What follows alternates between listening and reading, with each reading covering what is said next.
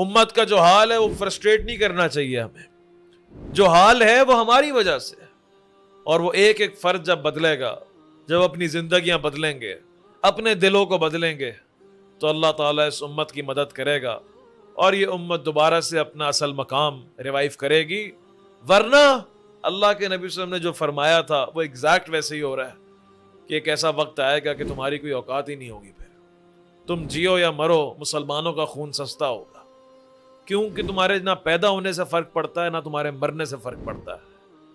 تمہارا خوف ختم ہو چکا ہے لوگوں کے دلوں سے، اور تمہارے دلوں کے اندر دوسروں کا خوف آ چکا ہے. تم اپنے آباء و اجداد کی ہسٹری لیگیسی کو بھلا چکے ہو. تمہاری اوقات تمہیں یاد دلانے والے بہت ہیں، اور شرم سے تمہاری نگاہیں جھک جائیں گی. اللہ تعالیٰ سے دعا ہے کہ اللہ تعالیٰ ہمارے دلوں کو بدل دے، ہماری زندگیوں کو بدل دے، ہمیں وہ ایمان دے دے، ہمیں وہ آخرت پر یقین دے دے، ہمیں دنیا سے بے رغبت کر دے، لیکن دنیا ہمارے ہاتھ میں دے دے لیکن ہمارے دل سے نکال دے، کہ ہم اس کو استعمال کرنا جانتے ہوں اپنے ویژن کے لیے، اپنے مقصد کے لیے، اپنی زندگی کو پہنچانا جانتے ہوں. اللہ تعالی ہماری دعاؤں قبول کر لے.